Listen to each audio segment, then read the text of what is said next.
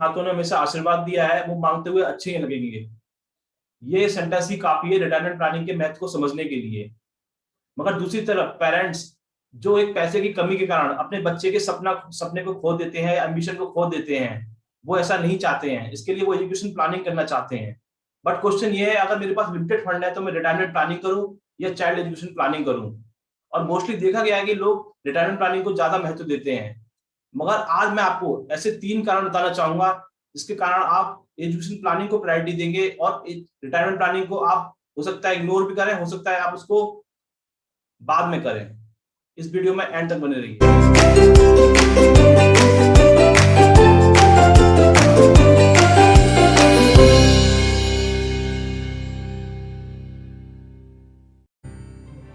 मेरा नाम हर्ष गुप्ता है।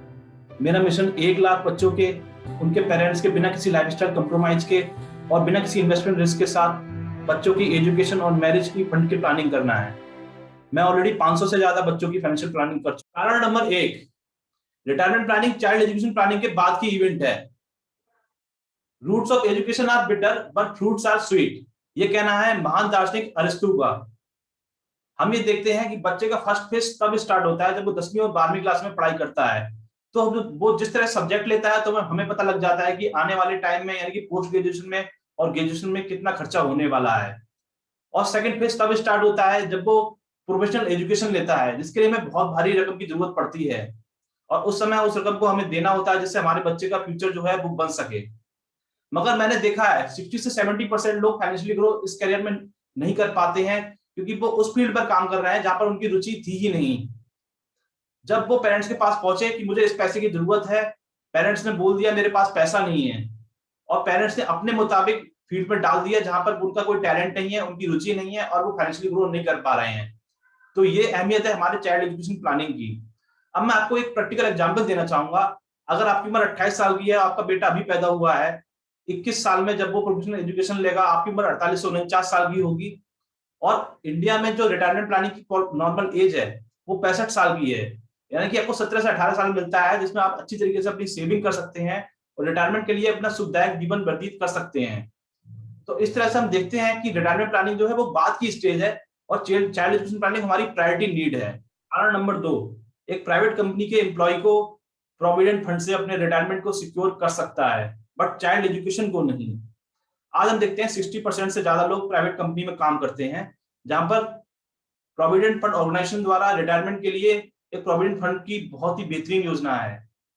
अगर मैं बात करूं जितनी भी इस समय गवर्नमेंट की स्कीमें, चाहे सुकन्या समृद्धि हो, फिक्स डिपॉजिट हो, पीपीएफ हो या कोई भी स्कीम हो, यहाँ पर जो प्रोविडेंट फंड की योजना है वहां पर बहुत अच्छा इंटरेस्ट रेट है। इस समय करंटली इंटरेस्ट रेट 8.5% है। तो इस तरह से हम अपने रिटायरमेंट को वहां पर सिक्योर कर सकते हैं। बट चाइल्ड एजुकेशन के लिए प्राइवेट कंपनी में ऐसी कोई भी योजना नहीं है जहां पर हम बच्चे को अपने फंड हमारे लिए अवेलेबल हो सके। आज हम देखते हैं एक पेरेंट्स द्वारा बच्चे के लिए सबसे अच्छा बेस्ट एजुकेशन गिफ्ट ही होता है अगर उसको आप एजुकेशन अच्छी कराते हैं तब। और हम यही चाहते हैं अपने बच्चे को वर्ल्ड क्लास एजुकेशन दें, वर्ल्ड क्लास अपॉर्चुनिटी दें और उसको वर्ल्ड क्लास जितना भी हो सके उसको अच्छे से अच्छा काम करके उसको आगे बढ़ाएं।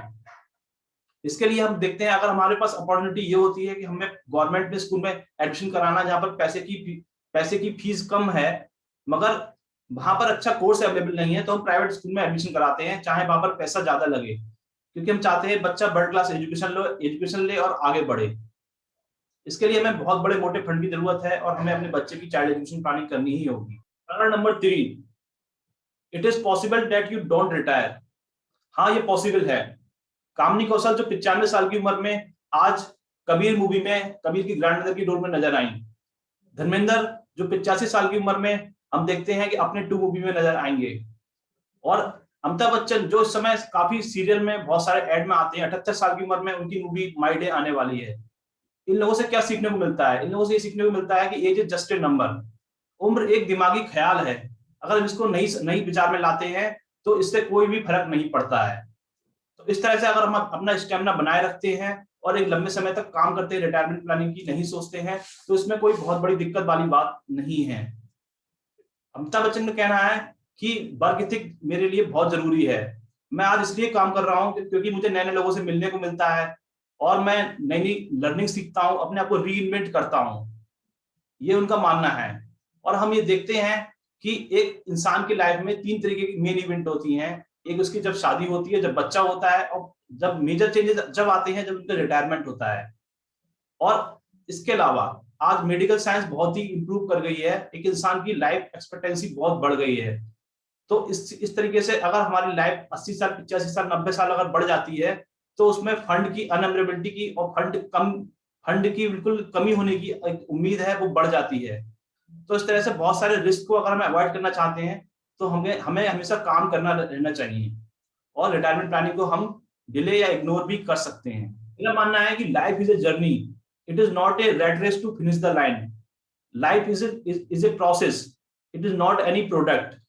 अगर आपको इंस्टेंट एप्रिसिएशन पाना है, समाज में रहकर अपना एक अपनी क्रेडिबिलिटी बनानी है, तो आपको काम करना ही पड़ेगा, क्योंकि लोग उन्हीं को पूछते हैं जो कुछ दूसरे की लाइफ में कंट्रीब्यूशन करते हैं।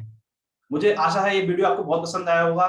मैं चाहता हूं आप पेरेंट्स को शेयर करें और इस वीडियो को दूर दूर तक लोगों को पहुंचाकर उनको लाभान्वित करें।